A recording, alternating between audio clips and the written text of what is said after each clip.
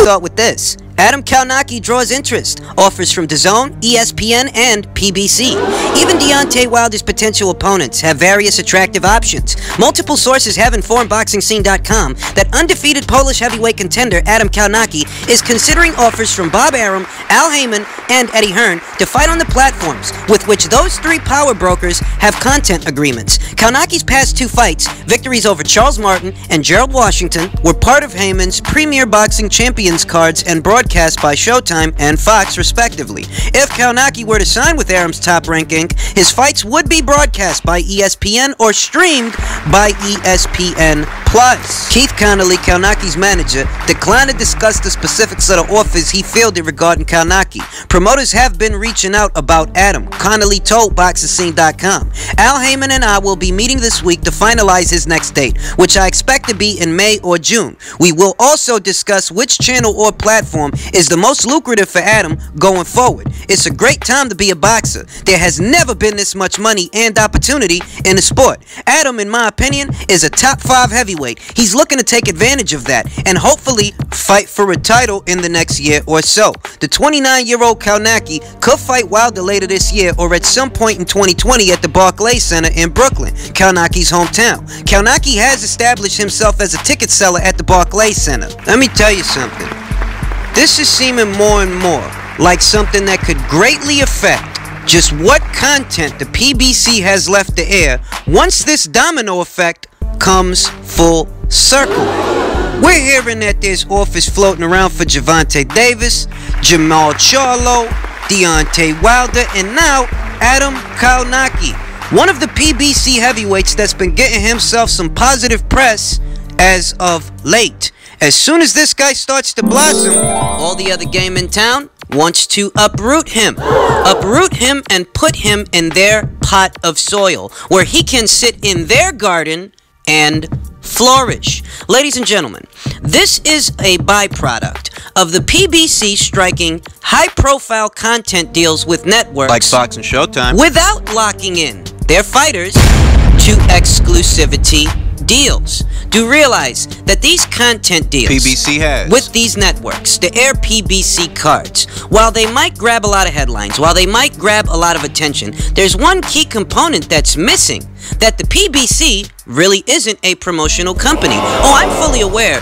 that 9 times out of 10, when you're hearing about the PBC, they are talked about in the same context as a Top Rank, for example, or a Matchroom USA, or a Queensberry Promotions, for example. But by definition and the letter of the law, the PBC is not actually a promotional company. They just like to act like one. Now, some people speculate that the reason that the PBC operates in this haphazard fashion is so that the powers that be at the PBC can circumvent the Ali Act. That by not actually being a promoter, it creates a loophole that allows them to act like a promoter and a promotional company without actually being a promotional company. This has been widely talked about, speculated for some time now. But when it comes to that, it does appear that the chickens have come home to roost. Because, ladies and gentlemen, you've got a content deal with a network, and we all know what your content is comprised of. It's comprised of fighters fighting each other. But you not being a promoter in a traditional sense, being a promotional company in a traditional sense, we know why. You can't really lock in your guys, the guys that are intended to be featured on your content. You can't actually lock in those guys to exclusivity deals, because that may be in violation of the Muhammad Ali Act.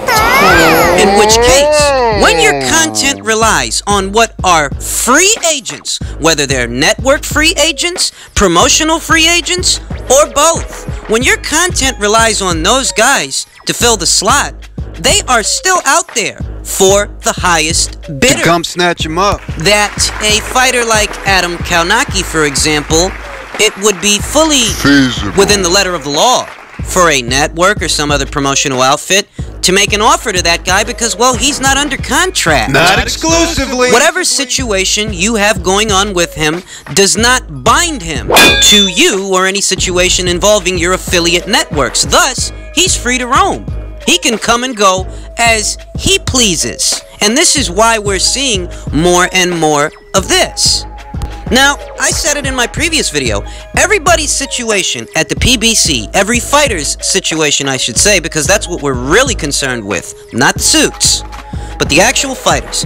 Every fighter's situation over there at the PBC is not identical to that of every other fighter. There's different kinds of situations, but at the end of the day, if we're seeing this, this is why, and this is an eventuality of the haphazard manner the PBC does business. I mean, you got content deals with networks to show fighters, but you don't actually have a means and a method to lock in those fighters to your banner, whatever kind of banner you want to define it as. Managerial banner, even though it acts a lot like a promotional banner, but whatever.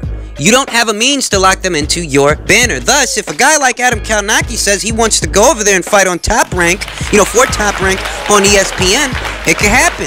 If he says he wants to go over there to Matchroom and DAZN, it can happen. This is a byproduct of that. And what people are really seeing is that, a lot of shit is changing. The topographical environment of boxing is changing. I mean, I don't think it's really sunk in for people just yet that, okay, HBO has left boxing, and it appears like Showtime may follow a similar fate given the viewership numbers that they're putting up. We saw what Gervonta Davis's TV ratings look like. We saw what Lara's TV ratings look like. Okay, these are not impressive ratings, and the bigger wigs over there at Showtime are going to look at that. They're going to tell themselves, do we really need to air this content? I mean, it's not bringing us any viewers. I mean, our subscriber base, this is not a sports channel, and our subscriber base isn't even based on this. It's not pulling in very many viewers. So do we really need this kind of programming? This could be hazardous to the PBC, but that's the situation, more or less. Now, it does sound like Adam Kownacki may fight at least one more time under the PBC banner. It does sound like that, Connolly is going to meet up with Al Heyman. They're going to determine what is Adam Kownacki's next fight going to be. But it's after that, beyond that things might start to change. I wouldn't be surprised to see Adam Kownacki end up at either ESPN or DAZN. I really wouldn't. I wouldn't be surprised to see that at all. I wouldn't be surprised to see him fighting under some other promotional banner, like Top Rank, like Matchroom. All things are possible in the ever-changing topographical environment of boxing, because boxing is changing, and the way we watch boxing is changing. And because of those changes, you got a lot of fighters. It's like watching ping pong. You got a lot of fighters that are flying all over the place. Different sides of the street, different sides of the spectrum, but that's what's going on. And that's what I told you guys at the end of 2018. That given all the movers and shakers, all the movement, all the shaking, everything that's going on, boxing is a very competitive environment right now. The business of boxing is very competitive right now, and in a competitive market, all things are possible, and it is, in fact, more beneficial to the fans, because these competitors that are competing with each other are forced to shell out the best programming they can or get left in the dust, and we as fans reap the benefit of that. But for an outfit like the PBC, and for one such as Al Heyman and all of his acolytes, it is a dog-eat-dog environment, and all the other game in town is trying to get at the talent that you got, and you don't have the legal constraints to prevent that from happening. Most people don't really realize what the Muhammad Ali Act is and how that relates to this situation, that it basically prevents any such individual from acting as both manager and promoter. And when it comes to Al Heyman, that's what he is accused of doing. That's what he is accused of being. That he's an advisor that pretends to be a promoter, or he's a promoter that pretends to be an advisor. But one way or another, he can't be both. And because he can't be both, this is the result of that. You got a lot of guys that are going after your boys, your fighters, guys that have been fighting under the PBC banner. Whatever kind of banner that is, managerial banner, promotional banner, you decide. And all this other game in town, they're getting some hefty financial backing from these networks, and that hefty financial backing opens the door for them to incentivize offers to your fighters. What can you do about it? You can't work within the legal parameters to lock these fighters down. You're their advisor, not their promoter. You're their, manager of some kind, but not their promoter. So they are fully capable of accepting promotional deals with other outfits that might just so happen to be rivals of yours, or might have content deals of their own with rival networks to the networks that you're affiliated with. It's a very interesting situation, but at minimum, this is what you need to know. The market's competitive, everybody's trying to snatch up as much talent as they can, and we may see a domino effect of what were PBC guys going elsewhere.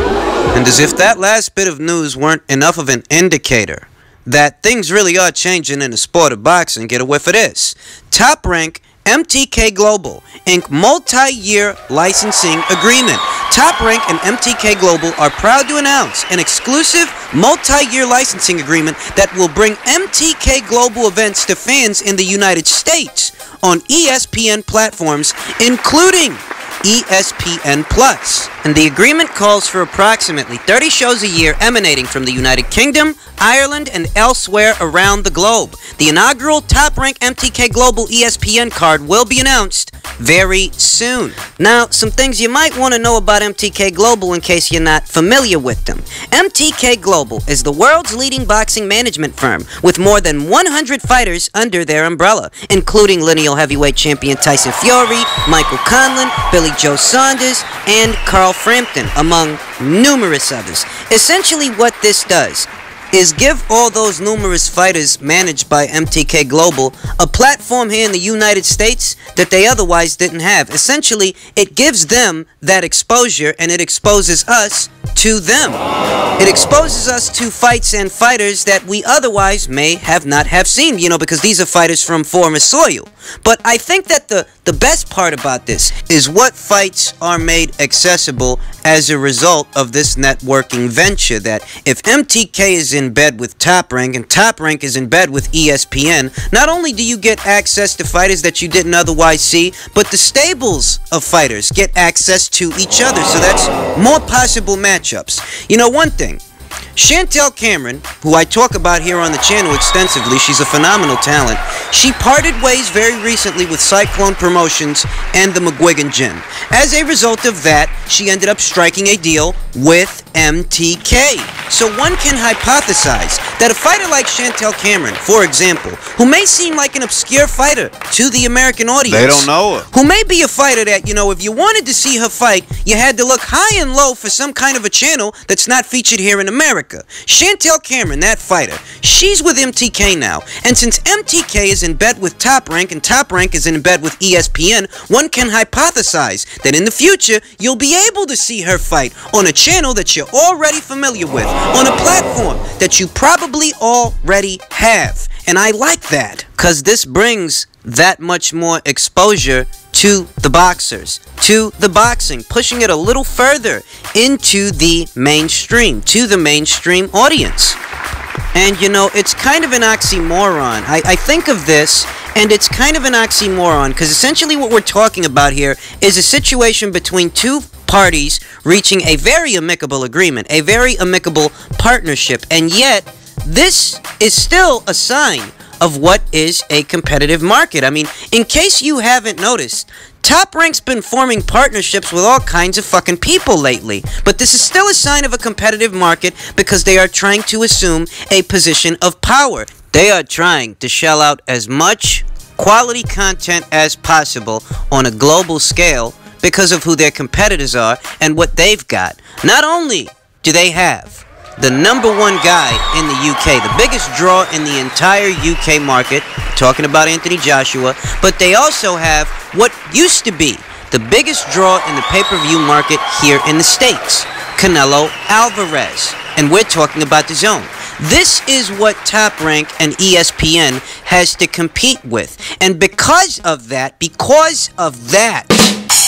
they've really got to expand on their talent pool. They have to make not only an investment in the present, but an investment in the future. And in pairing up with MTK Global, that gives you access to all those different guys that they're managing, all those different guys and gals.